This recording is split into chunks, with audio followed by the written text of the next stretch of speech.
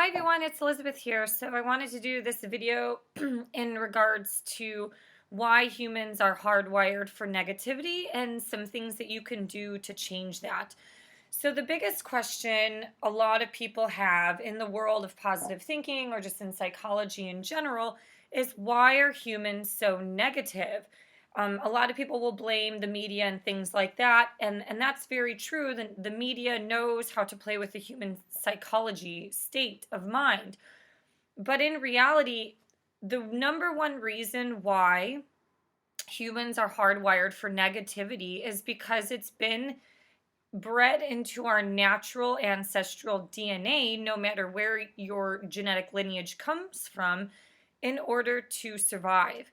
I went to a fitness conference many, many years ago before I moved to Germany, and the person was talking about why the human mind is so negative, and a lot of times, or it's because of the need to have to survive. So he was talking about how in the Paleolithic era or in the tribal era, when people lived in communities like the natives and the indigenous tribes, they had to survive and weather all of the natural uh, things on Earth in order to live. So they had to fight off animals, they had to fight off really bad weather.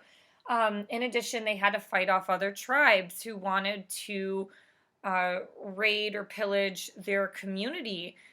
And this led to the point that humans had to think negatively in order to survive, in order for their community or their family or whatever their tribes to live. You had to think negatively. So if you look at human history and you start to see a bunch of the same patterns repeating itself. In the Middle Ages, it was a very cruel time. World War II, any war, it was really bad. And so a lot of this information or this thought process of this genetic lineage, how it's been bred into us, came to light while living in Europe. Because if you go to Europe and you visit castles, they are all built on a hill. Why is that? A lot of times that is strategy, or people, the kings, the higher ups strategize this in order to survive. It is way harder to run up a hill and to bow and arrow a bunch of fireballs or cannonballs, or just run with a big plank of wood to try to break down the gate of the castle when it's uphill. That is a strong and tough battle that you're going to have to try to achieve in order to break into the barrier of that village or that castle. And so a lot of times, and also the castles were built on a hill because you got that bird's eye view to see what enemies were coming off in the far, far distance. So in some ways, those people thought very negatively because they knew, they were not naive. They knew that they were going to be raided or pillaged or plundered. And they had to find ways to survive other, you know, people or countries or other reigns from trying to conquer their land or, kill off their king. So that's really, really important because, in modern days, within the last 100 years, is really when the birth of psychology has come out. So we now understand the mind a lot more, but now we understand how the mind can be so manipulated through these think tanks that understand negativity and understand how the brain operates.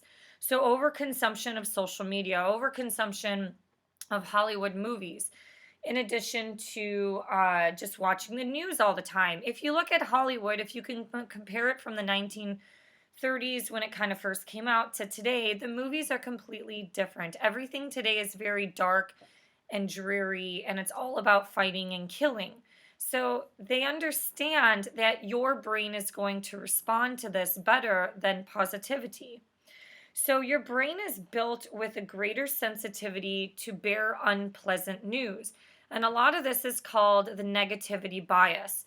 So the negativity bias is basically our tendency not only to register negative stimuli more readily, but we can also dwell on these events. That's probably why on the news you see so much negative news. You see so many things that are wrong and that aren't good in society. So then that starts to shape your mindset and shape your reality to see a lot more negativity rather than positivity. So the negativity bias is also known as the positive negative asymmetry. And so this basically means that we will feel the negative news or the stimulus a lot better than we would feel the joy of praise. So, in psychology, this is why people with so many wounds or past traumas, childhood traumas, it is so important to try to repair that, because if you don't, deep in your subconscious mind, you're going to keep repeating these same patterns and keep repeating same mistakes or attracting a lot of the same things, negative things or people that, remind you of these past traumas. So if you look today, no matter where your genetics come from, every culture and country has been exploited in a negative way. Um, my bloodline is Eastern European, it's Ukrainian and Polish, so my family survived World War II. They were part of displacement camps because they were Slavic and the Germans didn't like the Slavic people. And so a lot of the people, if you visit Eastern Europe, people aren't walking around with smiles on their faces. It's a lot because that trauma is still alive. A lot of those old people are still in the community. So it's not saying that they're all very negative people. They're not. They're very lovely people.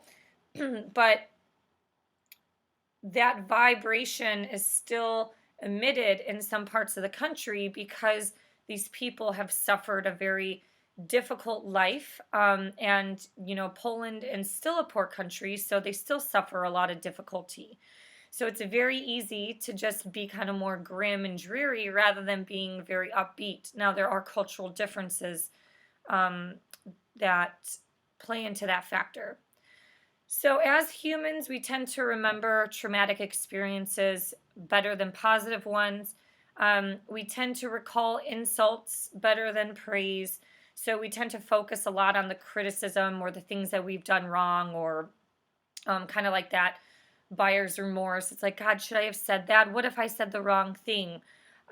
We tend to react more strongly to negative stimuli. That just lights up the brain differently. And we tend to think more negatively more frequently than we do about positive experiences.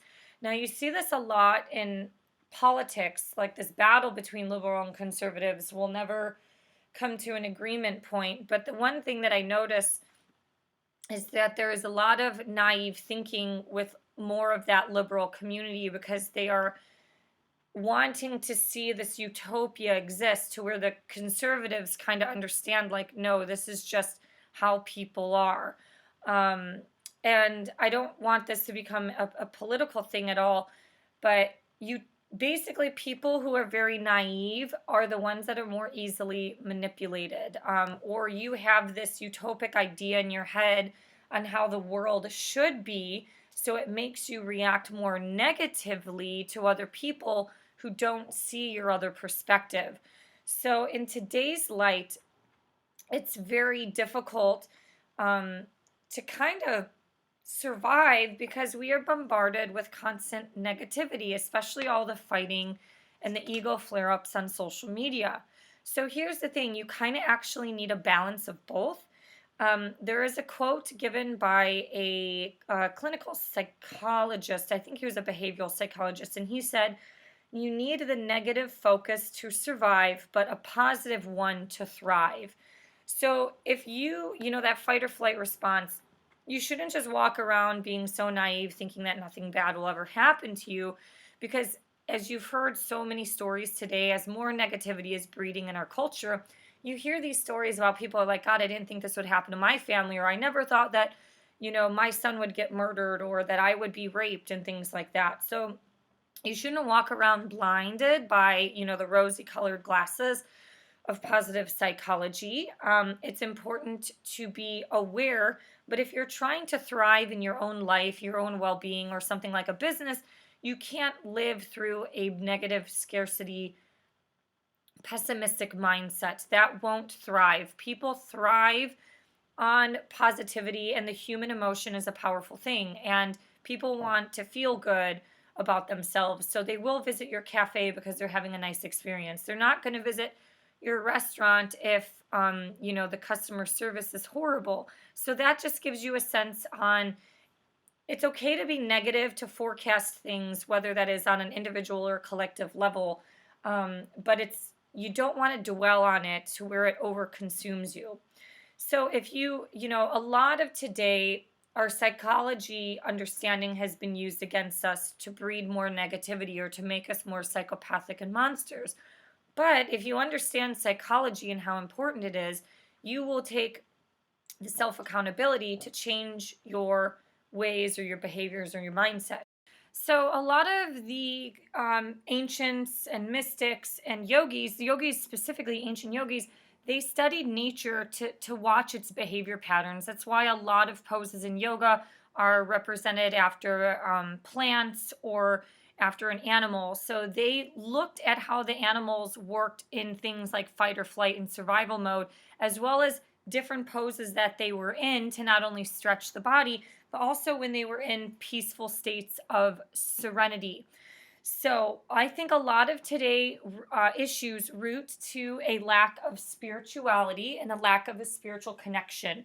If you look at something like Alcoholics Anonymous, they talk about the serenity prayer in AA, and that is rooted to the Bible, but also just to some form of spirituality and religion in general. So, here are some ways to start to retrain your mind to remove itself from more negative thinking to being more positive. The first thing is that when you're trying to make a change, you have to eliminate or detox or remove yourself from things that either no longer serve you or the things that are bringing you down. When you're looking at today, social media and the news media is destroying us from within. The body doesn't understand when they don't understand if the threat is a lion chasing you or if CNN or Fox News pissed you off. You have to start to remove yourself from those things. So that's step one. The second thing is that you have to not necessarily stop caring completely about what other people say or other opinions, but just look at how these comments or opinions have affected your ego, but also affected your health and your mental state. You have to start to remove some of that negativity out of your life so you can start thinking and living thinking more positively and living a more positive life. So, when you want to retrain your brain, there are three main components that are used today. One is through some sort of therapy or behavioral cognitive therapy. Some of that includes individual counseling or support groups. There are support groups out there, say for like divorce support groups, there's stress management groups, things like that. Those counselors can kind of pinpoint things in your psychological state or in your childhood or your PTSD or traumatic wounds to help you evolve and move past the things, the barriers that are blocking you within. Yoga and meditation are used to help retrain the brain. These two forms of, meditation is not an exercise, but yoga was created to help people sit better and longer in meditation. So your body goes through a different hormonal flow. You will be secreting the more happy, positive hormones after you do yoga and meditation, in addition to activating your parasympathetic nervous system and removing yourself out of fight or flight, which is what we're in most of the times when we're thinking negatively, watching the news, listening to other people's opinions, getting into Facebook fights. All of those things are activating your body into fight or flight.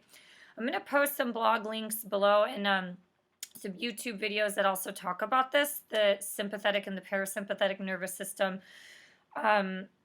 So the last point on how to retrain your brain is to allow yourself to be worthy and to feel more positive experiences.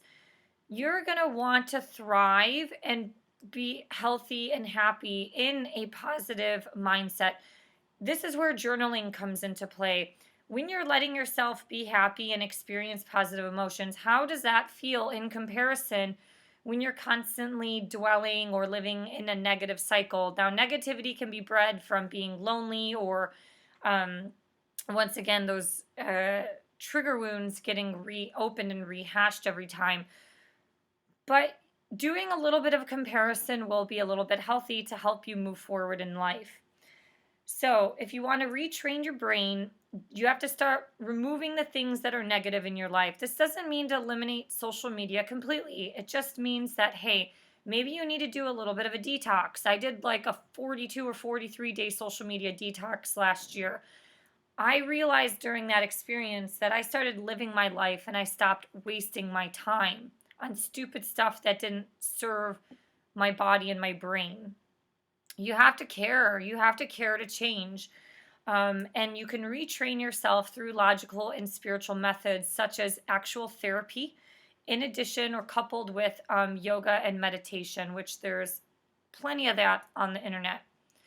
If you have any thoughts or comments, please share them below. Thank you for liking, sharing, and subscribing. And I'll see you guys next time. Bye.